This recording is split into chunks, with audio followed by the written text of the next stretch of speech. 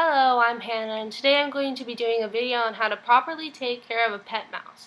One thing you must always learn before you even get your pet mouse is that girl mice must be kept in a group of at least 2 or else they get really lonely, just like a human would if they had no friends. Male mice can also be kept in groups of 2, but they have to be together at a small age or be from the same litter. Even then, sometimes they don't get along, but they can do just fine on their own. My little Mokina is in there. He's probably mad at me because I have all his stuff out. But anyways, another thing is that you don't want to keep 2 mice of the opposite sex together because obviously they're going to have babies, lots and lots of babies.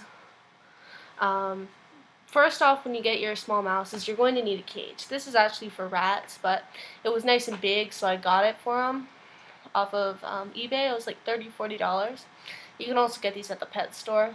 It's like My First Home for Rats, which is actually way too small for any pet rat. This won't even fit 1, and they have to be kept in groups of at least 2, even with the males. They get along really well, so they always need a companion.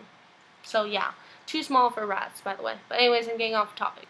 First thing you're going to need is a bedding. I use aspen shavings, like that. It's actually pretty soft. You know, I don't know if I can show you. It's like nice and fluffy and soft. You never want to use pine or cedar.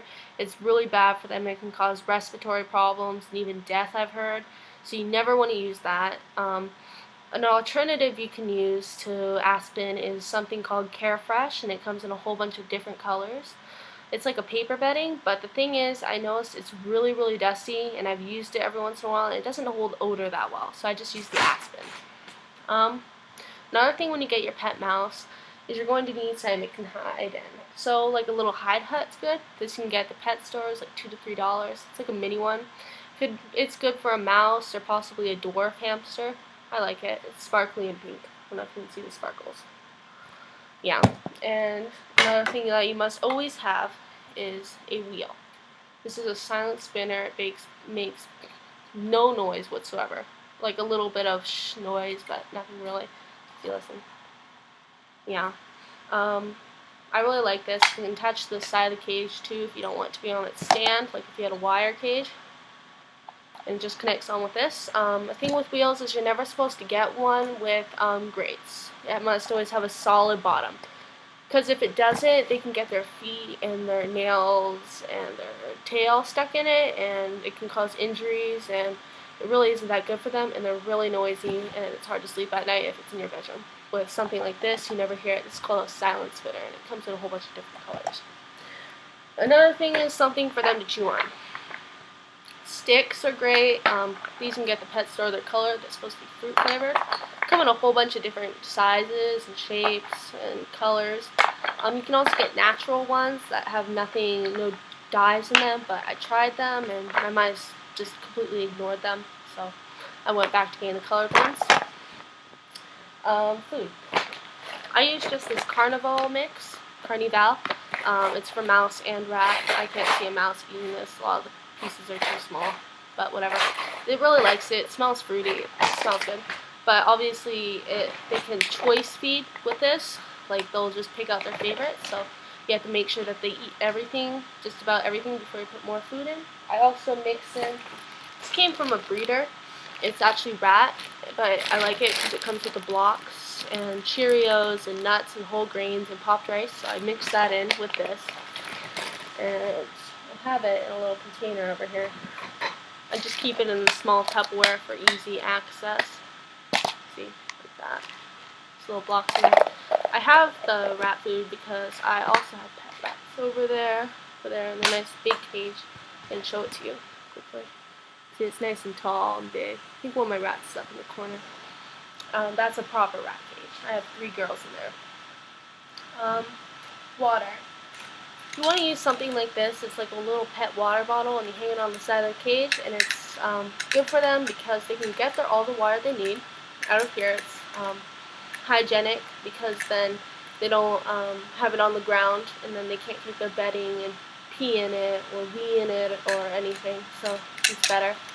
But what I've noticed sometimes with these is they'll clog at the end, so you just want to check every once in a while. And just in case, I just keep a little water bottle in there like this. Not a water bottle, a water bowl. And I just change out the water like every day or every twice a day. And so just in case this clogs and I don't notice, they have a little water bowl. Why I keep on saying bottle?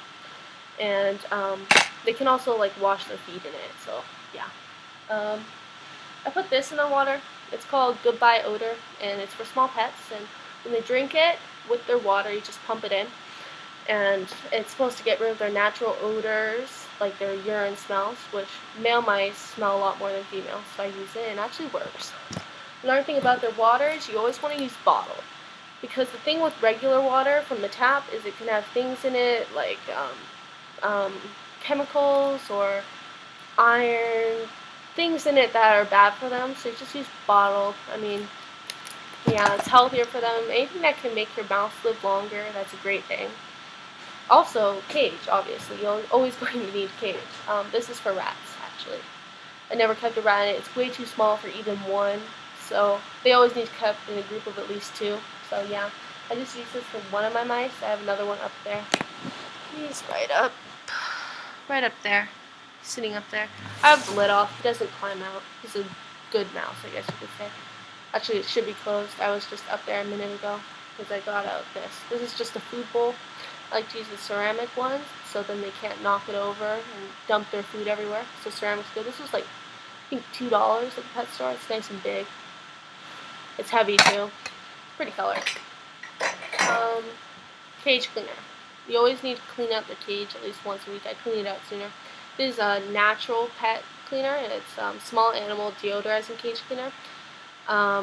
You never want to use something like dish soap or 409 or any of those other cleaners because it can be toxic to your pet. So this is great.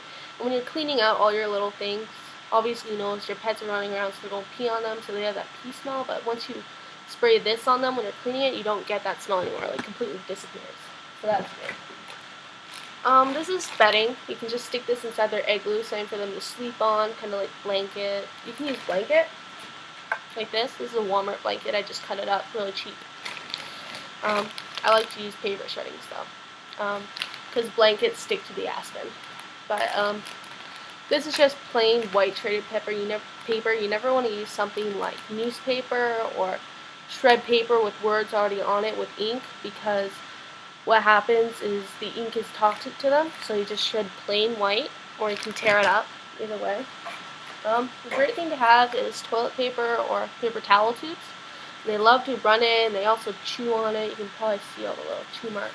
So this helps with their teeth, and they can also hide and play in it. You can also cut them up into fun little shapes, like spirals and whatever.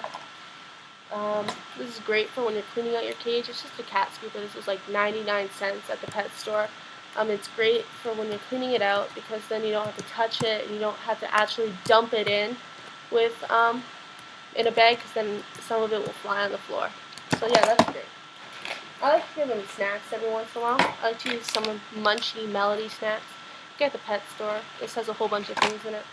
I actually keep it in a Yankee candle jar. Obviously you have to clean it out. But see, it has like mealworms and popped rice and pastas and seeds and dried fruits. It's really great. They really like it. I like to give them a little bit of whole grain cracker every once in a while. They like this. It's just, can't remember who it's from. I think it was like President's Choice or something. I don't really remember. Granola. It's really great. This is like little bits of granola with raisins and I think little bits of peanut. I don't know. They kind of like it. It's not their favorite. Peanut butter, not really that great for them, but they love it. So like once a week I'll take a little bit and I'll put it on my finger, and they'll actually lick it off my finger. So that shows that they like it. Runabout balls. This is something that's really great for like when you're cleaning out your cage. You can put them in here and they can just run around, and it's safe, so you don't have to worry about them running off somewhere. You know, it's good for exercise. They have a lot of exercise. One thing I noticed though, this actually happened to me once. My little Mokina, my escape artist, he somehow knocked off this part right here.